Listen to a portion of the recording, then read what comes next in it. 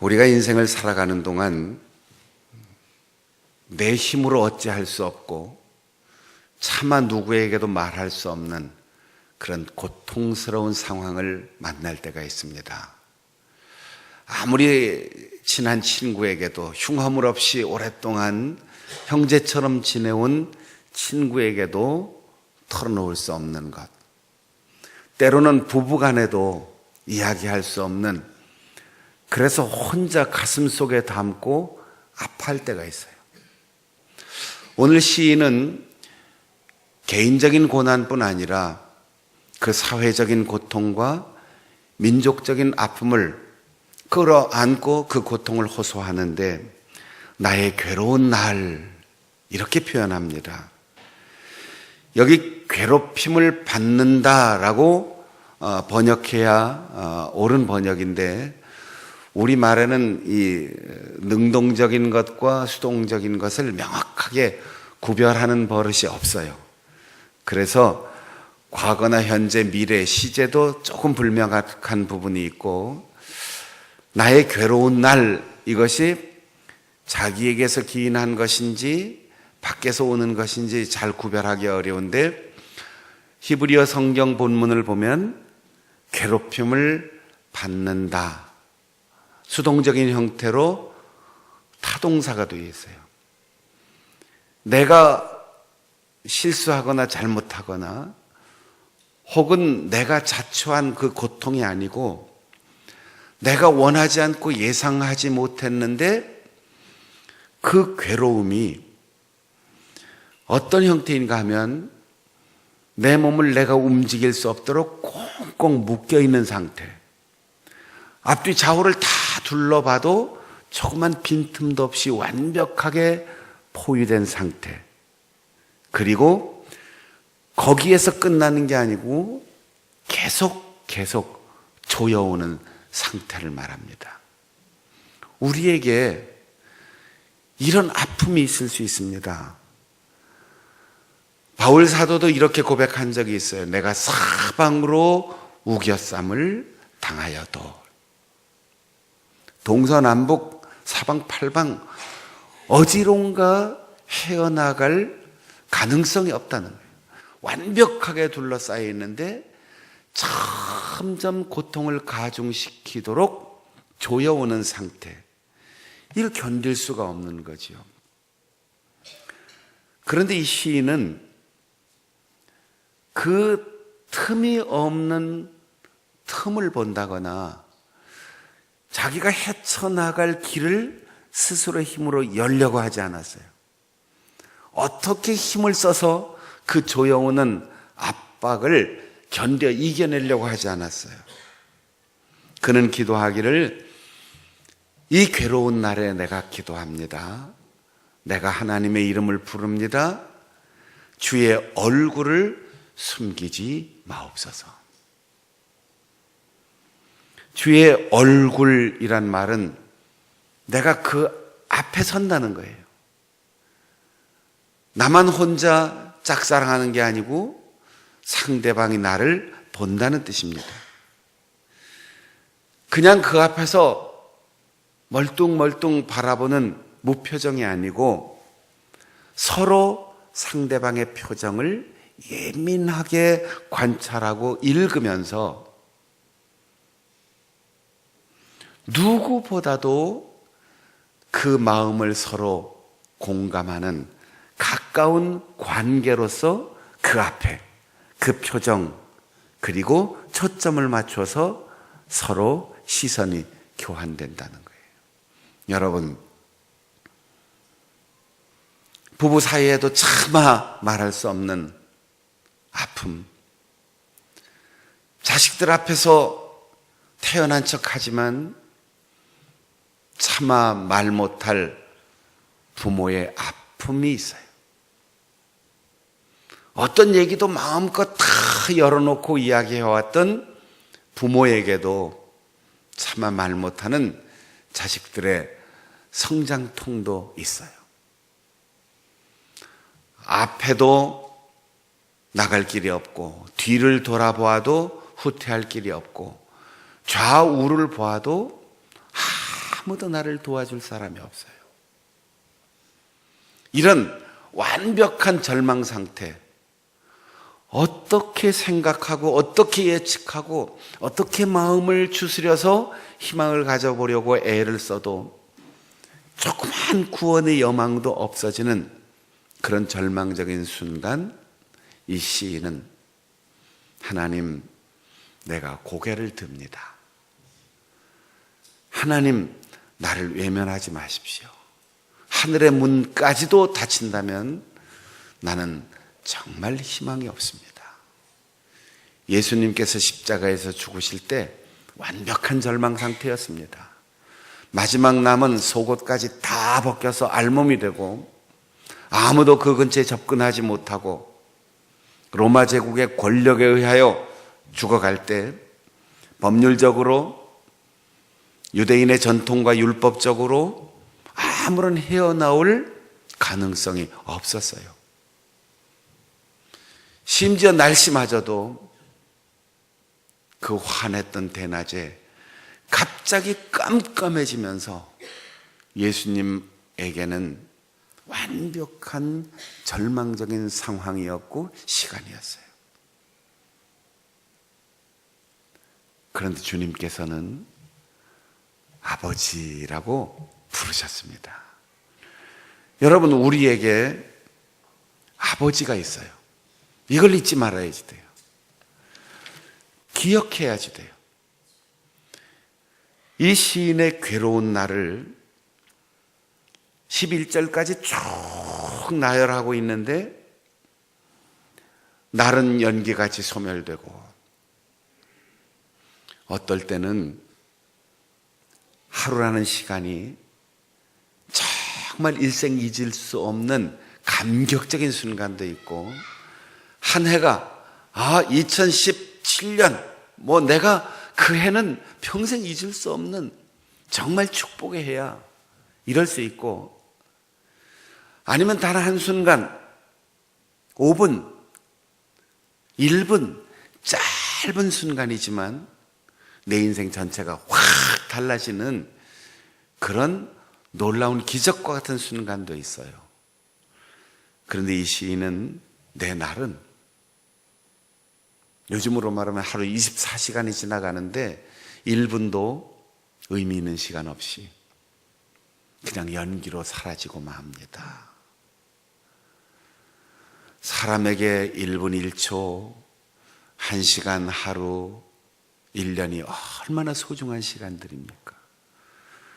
그런데 매일매일 이 고통 속에서 살아가는 그 하루하루가 연기처럼 싹 사라지는데, 거기에 단 한순간도 어떤 의미를 부여할 수 없더라는 거예요.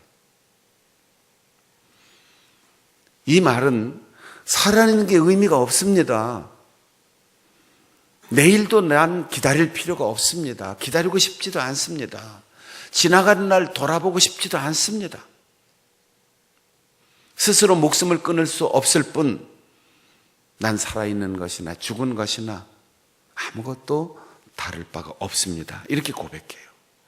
뼈는 숯같이 타고, 사람의 인생에서 하루의 시간 내서 우리가 먹기 위해서 사냐, 살기 위해서 먹느냐, 늘 그렇게 다람쥐가 쳇바퀴 도는 것처럼 질문하지만, 먹는 즐거움처럼 좋은 게 사실은 비교하기가 비교할 대상들이 없어요. 여행을 하면서 뭘 본다 그러지만 보는 것보다 먹는 즐거움이 더할 수도 있어요. 하루 세끼 음식하는 건 너무 힘들다 그러지만 그 세끼 먹는 중에 한 끼만 줄여보세요. 참 심심합니다. 금식 기도를 작정하고 기도원에 들어가서 비장한 각오로 기도를 시작했는데 하루 이틀 안 먹으면 정말 시간이 그렇게 길 수가 없어요. 바쁘고 힘들고 분주하지만 그래도 때가 돌아오고 시간이 되면 뱃속에서 신호가 오고 냄새를 맡으면 의욕이 생기고 음식을 먹으면서 참 즐겁게 대화하는 이 먹는 즐거움이 인간의 삶의 상당한 부분을 차지하는데 먹을 게 있는데 먹는 것도 잊어버려요. 입맛이 떨어지고 밥을 갖다 놔도 냄새도 나지 않고 한 숟갈 입에 넣어봐도 씹을 의욕이 없고 억지로 살려고 씹어봤는데 뭔 맛인지를 모르겠어요. 이게 시인의 괴로움입니다. 마음은 마른 풀 같다. 시드는 풀이 아니에요. 물을 주어도 거름을 주어도 다시는 소생할 가능성이 없는 완벽하게 말라 죽은 풀과 같이 마음에 어떤 의욕도 어떤 희망도 어떤 용기도 어떤 계획도 들어오지 않아요. 탄식하다가 살이 뼈에 붙었다고 했습니다. 여러분, 중환자실에서 마지막 호흡을 몰아쉬고 있는 사람들 대부분이 가서 이렇게 안아보면 그렇게도 튼튼하고 건강하고 아름다웠던 몸, 뼈와 가죽만 남아 살이 없어요. 가죽이 뼈에 가서 붙어요.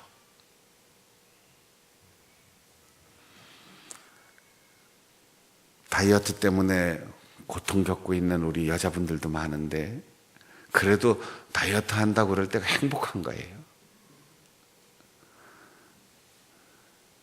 뼈와 가죽만 붙은 상태에서 식욕마저 사라지고 아무런 희망이 없는 그때 아름다움은 무슨 의미가 있고 근육이 붙어 있었다는 게 무슨 의미가 있고 키가 크다 작다 비교가 무슨 의미가 있고 잘생겼다 못생겼다 머리카락 숫자 쌍꺼풀 이게 무슨 의미가 있습니까?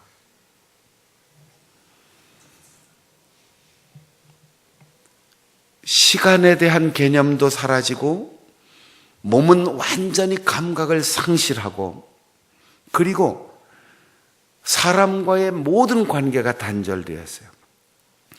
광야의 올빼미 같이 황폐한 곳에 살고 있는 부엉이 같이. 올빼미, 부엉이 구별됩니까? 어쨌든 밤중에 혼자 돌아다녀요. 교제가 없어요. 아무도 찾아와 주지 않아요. 지붕 위에 외로운 참새 같습니다. 혹시 동물의 언어를 들을 수 있는 사람이 있으면 모르겠는데 참새가 지붕에서 제잘제잘 하고 노래를 부르는 건지 우는 건지 몰라도 그걸 유심히 들어가면서 해석하고 거기에다 주석을 붙이려는 사람 혹시 있겠어요? 사람이 말하면, 친구가 말하면, 가족이 말하면, 사랑하는 사람이 말하면 문법이 안 맞아도 표준말이 아니어도 목소리가 거칠어도 뭔가를 읽으려고 해요. 그리고 생각하고 반응하려고 해요. 참새가 짖거리는 소리는 아무도 귀담아 듣지 않습니다. 이 시인이 의미를 담고 자기의 혼신의 힘을 기울여 얘기를 해도 아무도 들어주질 않아요. 죄를 양식 삼고 눈물 섞인 물을 먹습니다. 죄라는 표현은 유대인들이 철저하게 자신의 죄를 깨닫고 인정하고 회개한다고 하는 표현입니다. 이유를 아는 죄, 이유를 모르는 죄, 기억나는 죄, 기억하지 못하는 죄, 수많은 실수들, 그런 것들을 고백하면서 하나님이 기회를 주시나, 밥 먹듯이 그렇게 물을 마실 때 눈물이 섞여서 짠맛이 느껴질 정도로 회개하는데 아무런 반응이 없습니다. 이러면 이제 죽는 거죠. 삶을 포기하는 거죠. 모든 사람과의 관계가 단절되고 자신의 건강을 완벽하게 잃어버리고 매일 매 순간이 생각하기도 싫은 그런 시간들이 지나가는데 17절에 주는 영원히 계시고 기억은 대대에 미치리이다. 한번 따라해 보겠습니다. 주는 영원하십니다. 우리의 기억은 대대로 이어질 것입니다. 우리의 희망이 어디에 있습니까? 나의 장수에 있거나 나의 세속적인 성공에 있거나 나의 지혜로운 깨달음이나 축적된 지식이나 세상을 꿰뚫어본 통찰력에 있는 게 아니고 나는 잠깐 세상에 머물다 떠나고 또 내 인생에 일어나는 현상은 수없이 다양한 것들이 오고 가도 영원하신 하나님이 계시다. 이게 우리의 삶의 기초예요. 우리의 선행이나 우리의 통찰력, 지혜, 지식 그런 것이 우리의 삶의 기초가 아니고 하나님의 영원함 앞에서 먼지처럼 눈 깜빡하고 지나가는 것처럼 짧은 인생이지만 우리의 이 찰나, 이 순간이 하나님의 영원과 접목될 때에 우리의 삶에 이 짧은 인생, 때로는 병들고 때로는 고통스럽고 때로는 외롭고 때로는 부끄러움에 몸 떨리는 아픔이 있어도 하나님은 우리처럼 변덕스럽지 않습니다. 하나님은 우리처럼 유한하게 짧게 세상을 보시지 않습니다.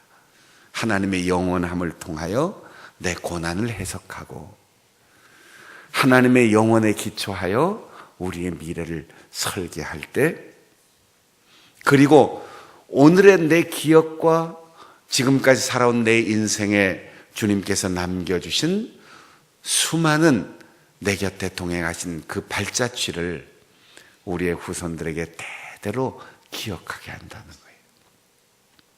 1000년, 2000년, 3000년, 4000년 이 헤아리기 어려운 수없는 세월 속에 우리는 아주 짧은 100년 남짓한 인생을 살지만 우리의 머리와 가슴 속에는 하나님의 영원이 깃들어 있어요. 이 세상에 어떤 생물, 어떤 피조물, 어떤 동물이 과거의 기억을 물려받는 동물이 있습니까? 자신의 기억을 다음 세대에게 말하는 동물이 있습니까? 본능을 물려받을 뿐이고 본능적으로 행동할 뿐입니다. 1000년 전의 개미집이 1000년 후인 오늘도 여전히 똑같아요. 100년 전에 참새가 집을 짓는 양식과 오늘날 참새가 집을 짓는 양식은 똑같아요. 그들에게는 축적되는 기억이 없기 때문입니다. 영원이라는 개념이 없기 때문입니다.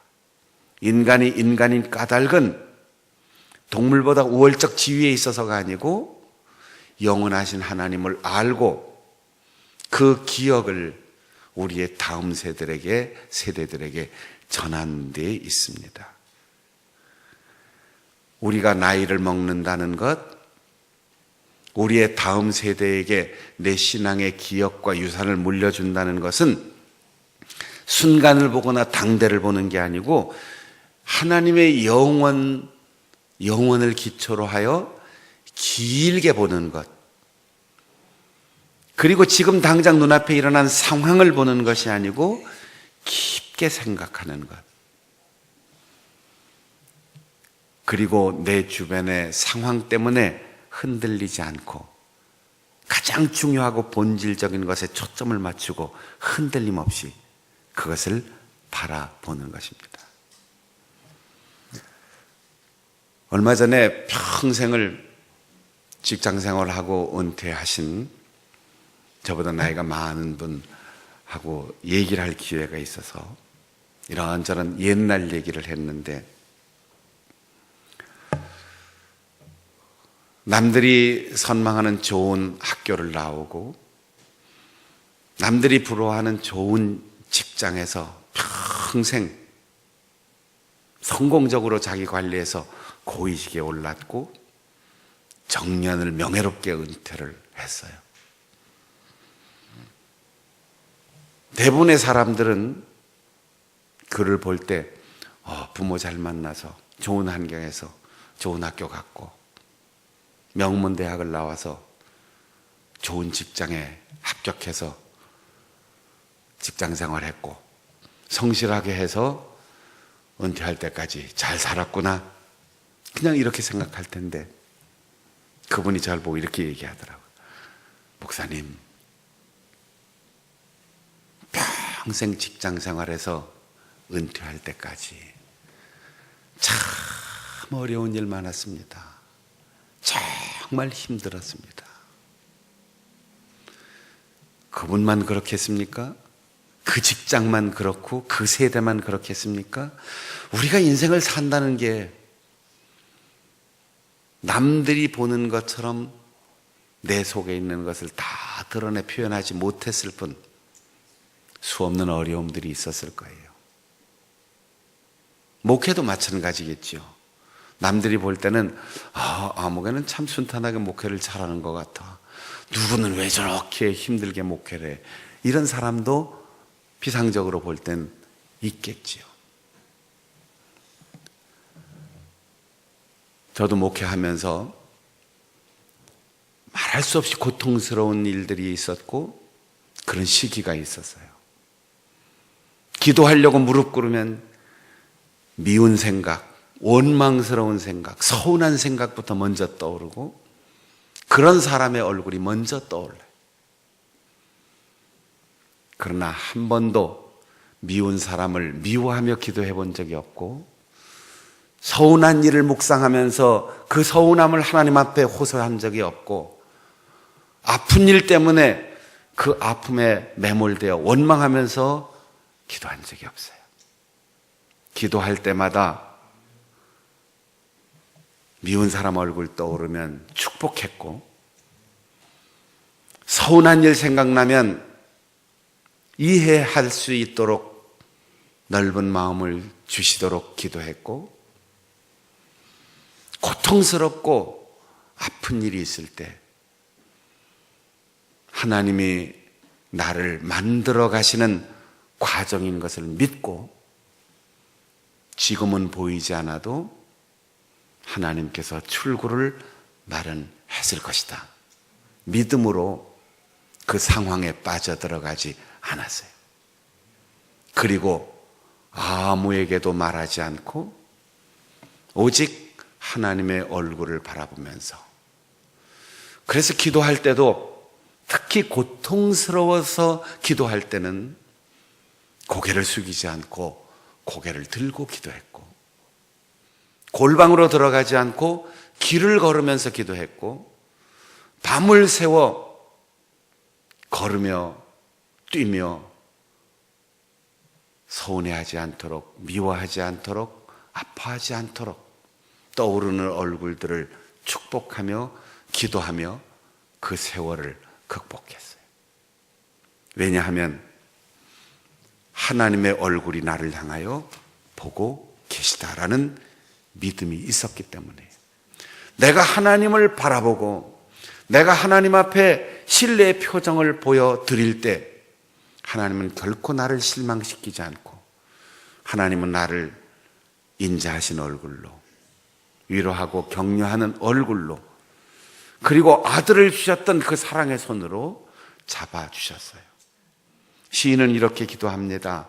내 인생의 절반쯤 중년의 나이에 나를 데려가지 마옵소서. 왜냐하면 그 절망적인 상황, 고통 속에 하루하루 점점 옥죄어오는 상황 가운데서도 하나님, 내 인생을 돌보시는 그 손길을 철수하지 마십시오. 내 영혼을 걷어가지 마십시오. 사람은 절망하고 사람은 실망하고 사람은 포기하지만 하나님께서 나를 포기하지 마십시오. 나에게는 사명이 있고 내가 가야 할 길이 있기 때문입니다.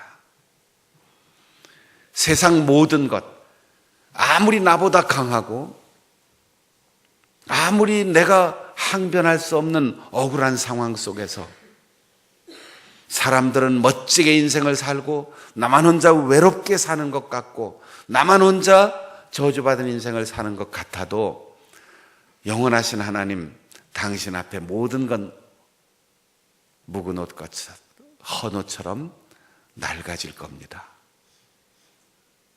그러나 영원토록 변치 않으시는 하나님은 언제나 새로운 모습으로 새 옷을 가지고 나에게 찾아오실 것입니다.